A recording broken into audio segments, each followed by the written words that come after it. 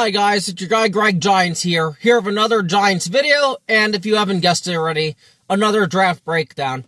But this draft breakdown is different from all the other draft breakdowns, because I'm legitimately excited for this one, as today I'm going to break down our 6th round pick, our second 6th round pick, J.C. Davis, the left tackle out of Illinois, who had transferred from New Mexico to Illinois in 2024. J.C. Davis, like I kept saying it, I thought he was going to be a steal for us, and watching his film just to confirm, he should not have been a 6th round pick. I'm just going to be flat out honest about that. I don't know how he got to the 6th round. I don't know how these teams passed on him. But this man, to me, has a 3rd round grade on him, or at worst, a 4th round grade. I'm just so happy the Giants got him. Now, I don't know how the Giants are going to use him. They drafted him as just an O-lineman, so they might play him at guard. But his film looked great. Yes, there are some things he needs to work on, but, man, he could be the steal of the 2026 NFL draft if the Giants, I think Mike Bloomgren, I believe that's our offensive line coach, develops him the right way, but I'm just so happy. Our offensive line looks so much better than it did in 2024. Yeah, we primarily have the same starters, except no Greg Van Roten, which I'm hoping we resign Greg Van Roten really soon. But J.C. Davis as the backup swing tackle or swing guard, I think that's pretty good in my book. Because his film was incredible. Honestly, there were a bunch of tackles in this draft. You could have, that J.C. Davis should have just gone over, period, but I'm just really impressed with him.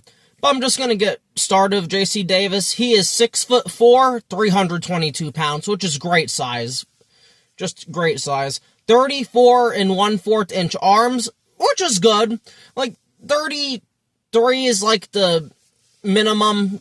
So he has 34 inch arms, that's not bad. But then he has huge ass hands. 10 1/8 inches. That's incredible. That's really, really good. So hopefully it works out for him. But we're going to get started with the positives from J.C. Davis.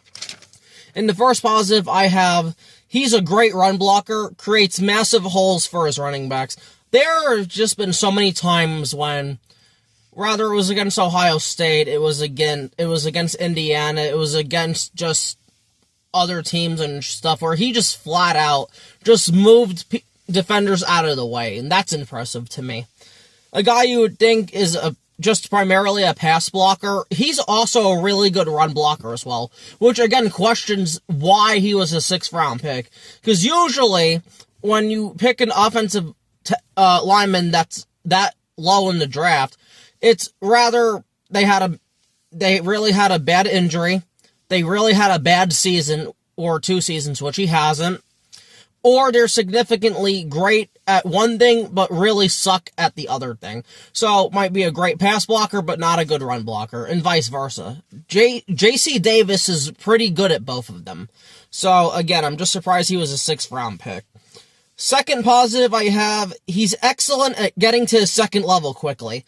You'll literally see this guy block a defensive lineman and then immediately just rush up to where the linebackers are, knock a guy down, or just move him out of the way for his running back to just pretty much just do whatever he wants. Like, he's just really good at doing that, and again, that's just really impressive to me, and I will take that any day of the week.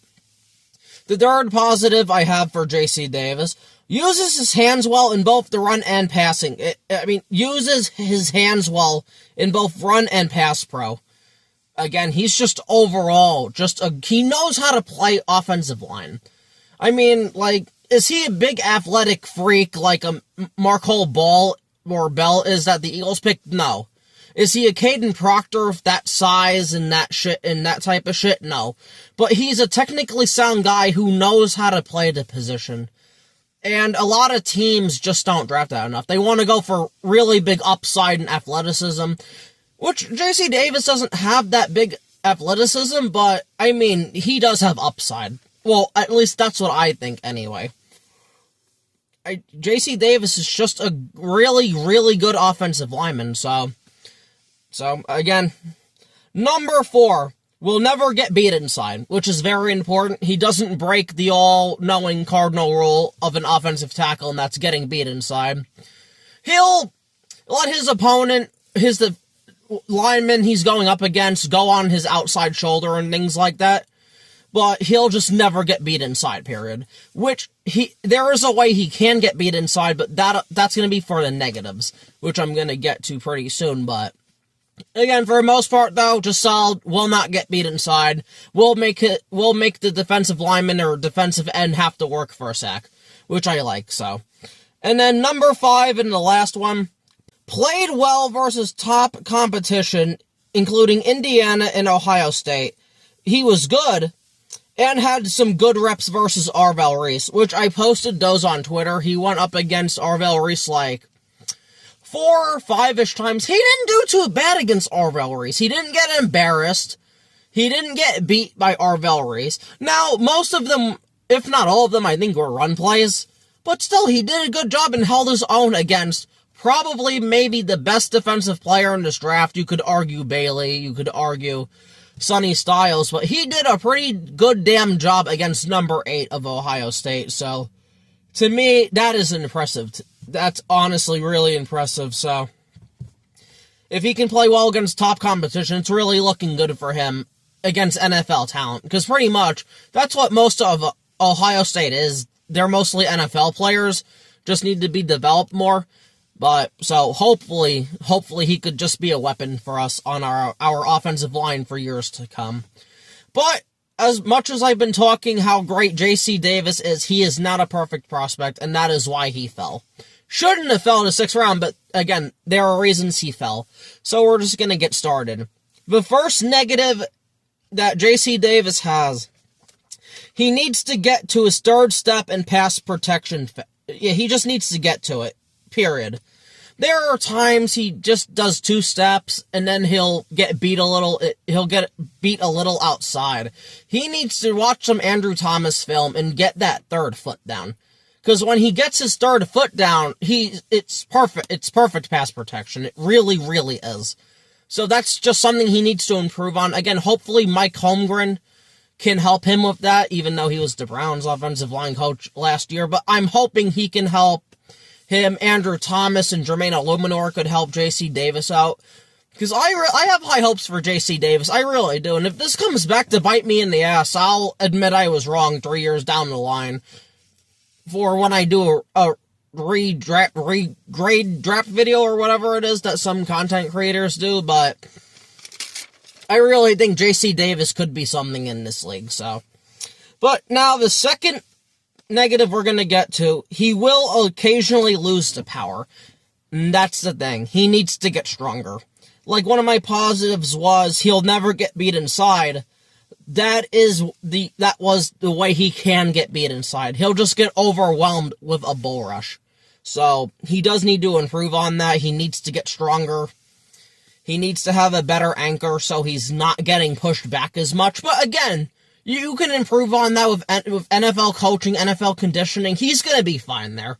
All that problem is coachable. So, again, nobody's perfect though. The third negative I have for J.C. Davis, his pad level is a bit high, especially against power. Again, he's just got to get his hands a bit lower. But primarily for a main part, his pad level's been fine. Again, every single prospect needs to improve on footwork and pad level. It just is what it is, but he wasn't bad in that aspect. He really wasn't, so. And then, speaking of, negative number 4 needs to improve overall footwork. Again, they kind of tie into each other. Nobody's perfect there. It is what it is. But now this is going to be a real legitimate one. Number 5. And this was one I saw with the Indiana game especially. He needs to protect himself versus the spin move better. It was Washington, the Washington game. Washington took advantage of that twice. Yeah, they did a fake spin. One edge rusher did a fake spin move. He completely fell on his ass, but the ball was already out, so it didn't matter. And then this other one, he just got overwhelmed by the spin move, and his quarterback ended up getting sacked because of it. He only allowed 3 sacks, but I believe that was one of them. He's got to get better with that, though. Again, he tries to, first contact, all that, which I love, but you have to be careful. Because the really good edge rushers in this league will have a pass rush plan against you, because they watch film, too. They make their money, too. He's got to watch out for that fake-ass shit. I remember DeMarcus Ware did that against rookie Trent Williams in 2010. He did an awesome fake spin move, or whatever it was. So, pretty much in a nutshell, J.C. Davis has to watch out for that. Now, if he's playing on the inside, if the Giants make him play on the inside, it'll be a bit easier to... Because a lot of defensive tackles aren't going to do a spin move on them. They'll try to do a rip move. They'll try to do a swim move.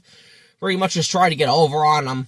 But just overall, he's got to improve on that aspect. Because that Washington game against the Washington Huskies, to me, was that was his worst game I saw on film, so. No, but regardless, though, he'll be fine. Overall, he'll be fine. I'm not worried about J.C. Davis at all. But now, like Arvell Reese, I actually have some other notes on him.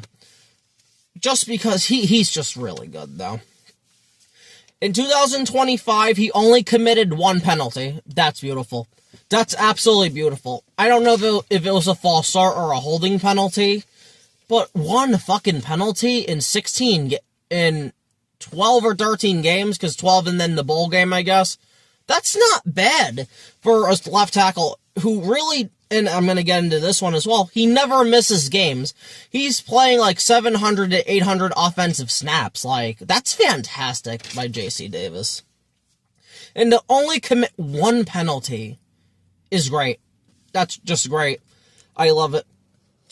The best of the best in this league really don't commit that many penalties as much, except maybe Laramie Tunsil, but I don't think he really did that a lot last year. But still, I just love to hear that and see that. Another note I have on him, he only allowed 3 sacks, but to be fair, his left guard and center next to him, they were not great.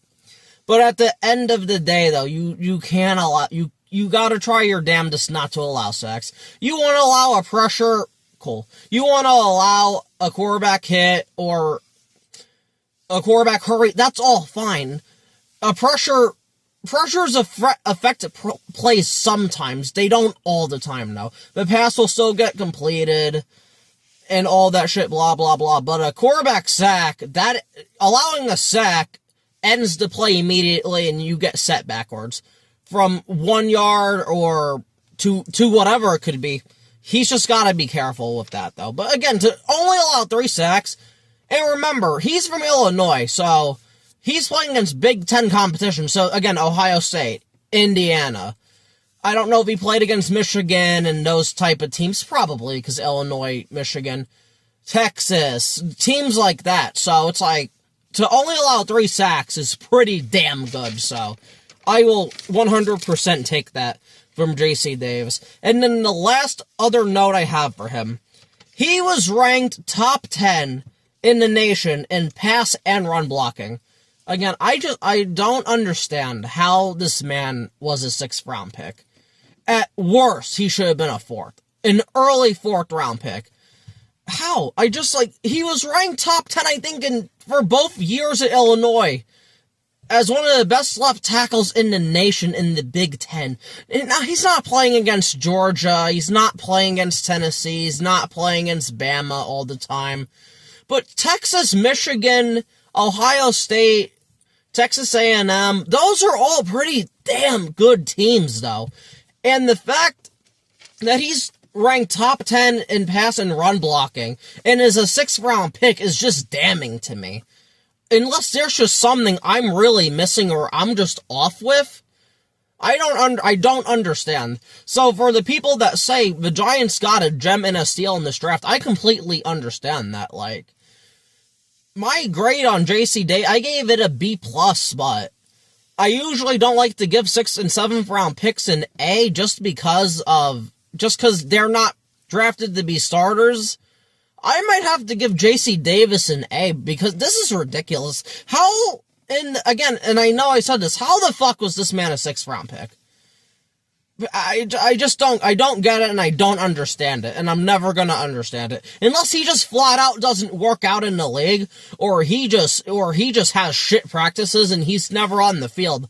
It wouldn't compute in my brain, with my brain cells, how J.C. Davis would not work out, rather at tackle or guard. Preferably tackle, because he struggles with power, so I don't really want him at guard, but again, I just 100%, I don't get it. I don't get it. He should have been drafted a lot earlier than what he was. But as a Giants fan, I don't give a damn. I'm happy we have J.C. Davis on this team, so. But now I'm gonna get into the J.C. Davis summary. J.C. Davis at 6'4", 322 pounds, has perfect size for the offensive line. Again, I want to say tackle, but the Giants did draft him as an offensive lineman. So more likely than not, he's going to probably be a swing guard, which I'm not thrilled with that, but he could make it work. His hand and arm sizes are also great. Again, I mean, his arm size, you'd maybe want another inch on that, like maybe 35, but his hand size is massive. With arms, like at 34 or whatever, with big-ass hands like that, exceeding 10, you could make that work. After watching a few games, I can confirm he should never have been a 6th round pick. Yeah, that was a crime. If he ends up being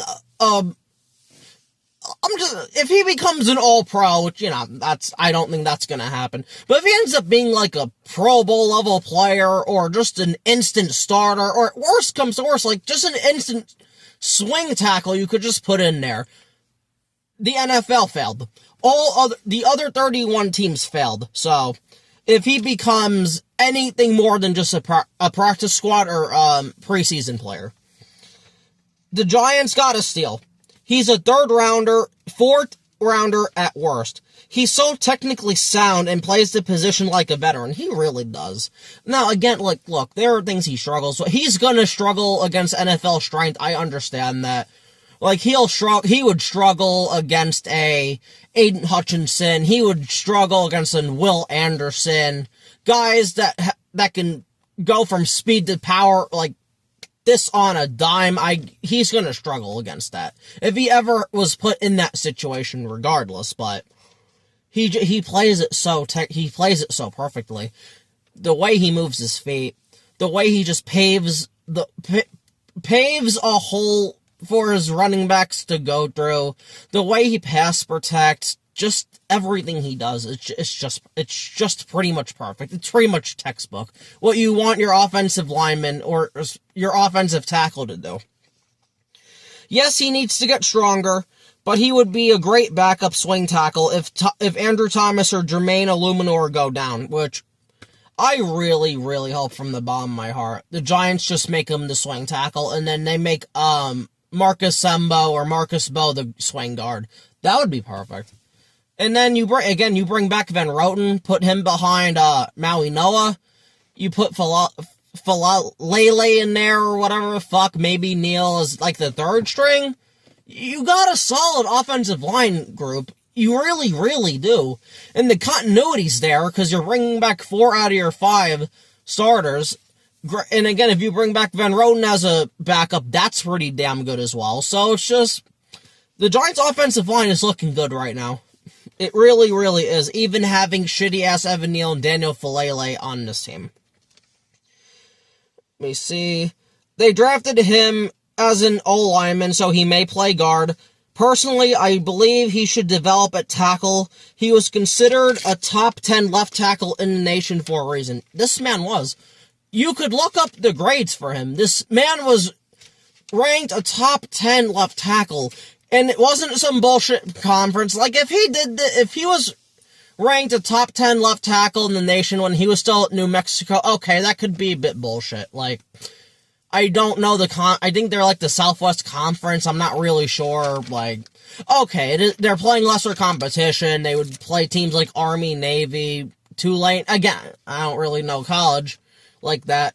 But this man was in the Big Ten going up against great fucking pass rushers, great teams, great defensive lines, and still ranked a top 10 tackle in college football. That's pretty damn amazing to me. At the end of the day, this was a great pick and my favorite out of the 6th round picks. Yeah, I'm sorry, 100% was. Like, Bobby Jamison Travis, he's gonna make the biggest impact this year right now. J.C. Davis will not. Because you have Andrew Thomas unless he gets hurt. Jermaine Illuminor, right tackle. If Andrew gets hurt, Maui Noah would probably move over right tackle. You move Jermaine to left tackle. So, J.C. Davis is not playing this year. Unless a guard gets hurt and they decide to play him at guard, maybe, but I just do not see it. But again, he is my favorite pick out of the 6th round picks. Even though I didn't get to do Jack Kelly yet, it's still going to be J.C. Davis. I love scouting offensive linemen. It's my favorite position to do. It's my favorite position to watch, so I'm a bit biased, but J.C. Davis is fan-fucking-tastic. He just is. Now, Davis has all the tools to be fantastic. Hopefully, it all comes together for him, and I think it will. If Mike Bloomgren isn't the worst offensive line coach, and I'm going to try to give him a pass, I'm going to try to be nice, because even though the Cleveland Browns offensive line was dog shit last year, and it was really bad, Darnard Jones, they don't know what he is. He might be too big for the position, so, like, he might not be good. Wyatt Teller, I think, got hurt last year. Jack Conklin always got hurt. Joel Bitonio's 35 years old. And Ethan Pollock, I think he got hurt, but he's just an average center. So I'm going to give Bloomgren a pass, though. But like I said, and I'm going to continue to say this, the biggest mistake the Giants did this offseason, fuck Leo Chenal, fuck AVT, even though I wanted them really bad. The biggest mistake the Giants did was letting Carmen Barcelo go, especially since he was still under contract, and they shouldn't have did it. I understand we were gonna probably get Todd Monken, and then we would have brought in George Warhap, but you should not have let Carmen Barcelo leave the building. Carmen Barcelo last year, with the offensive line we had, that was worse. He didn't have a Maui Noah. He didn't have Andrew Thomas for the first 4 games this season. He had fucking bum-ass Neal as depth on this team, and he still made this a top 10 or top 15 offensive line in the league. I don't know if Mike Bloomgren can do that. I hope he does. Maybe Grant Newsome, the assistant offensive line coach from Michigan, could help out. I really hope he does. But like I said, I'm going to give Mike Bloomgren a clean slate. I'm going to forget about the Cleveland offensive line, and I'm going to hope he does well with the best left tackle in football when healthy in Andrew Thomas, an above average top 10 to top 8 right tackle in Jermaine Illuminor, pretty good, like average to below average John Runyon at guard, up-and-coming JMS, who had his best season at center, and then you have Francis Mauineau, who's going to be the right guard and be able to pave the way for everybody. So I'm hoping Mike Bloomgren develops J.C. Davis, and he develops the rest of these offensive linemen, and we can go back to the mid-2000s when we had just an offensive line that just physically fucking destroyed everybody. Deal, Snee, O'Hara, Kareem McKenzie, Rich Sherbert, all those guys, just destroying everybody. That's what I want to see. That's all I want to see. That's all I'm asking for. Truly, from the bottom of my heart, I hope that's what J.C. Davis becomes for this team. Just another ass-kicking offensive lineman. Even if he has to wait a year or two, I really hope it works out, because the film says it will. Everything says it will. I really hope it works out for J.C. Davis, because that would just make our team even better. But like I said, I'm just gonna make an exception. I'm just gonna give the J.C. Davis pick an A. It's an A pick. It's flat out an A pick. before I watched the film, okay, B+, I didn't know, it's an A pick. The stuff he has problems with, it's coachable, can be fixed. He needs to get stronger, so he needs to hit the weight room, all that shit. That, again, all coachable, nothing technically wrong, except, again, getting that third step down, he needs to do that in pass protection. But rather than that, he's perfectly technical. So he can do all that shit, he can do anything you need him to, so, again, I know I've been glazing J.C. Davis, but I really, really think this pick's gonna work out. And if it doesn't, damn. I mean, to me, I think that the Giants played it perfectly. They really, really did, so. I'm gonna hope the best for J.C. Davis. Maybe he becomes a starter in 2 or 3 years. Maybe he doesn't. He's just a really good backup for us that you could just resign cheap and just keep him on his team. So I would not mind that at all. I'm trying to see if there's anything else. Nope, that's going to be it for the J.C. Davis breakdown. This has been your guy, Greg Giants. Please like, share, subscribe, and comment. And then we just only have one more breakdown to go. And that's going to be Jack Kelly, the linebacker out of BYU. So I'm looking forward to watching his film. Am I expecting really much from Jack Kelly? No, but I still want to give him a chance. I didn't mind the pick, but this J.C. Davis pick, though, was a home run grand slam. It really was. The Giants would really have to fuck him up for him not to work out, which is very possible, but with this coaching staff now, I'm going to try to trust Harbaugh. Hopefully everything just works itself out. But until next time, until the next New York Giants breakdown, this has been your guy, Greg Giants, and thanks for watching, and peace.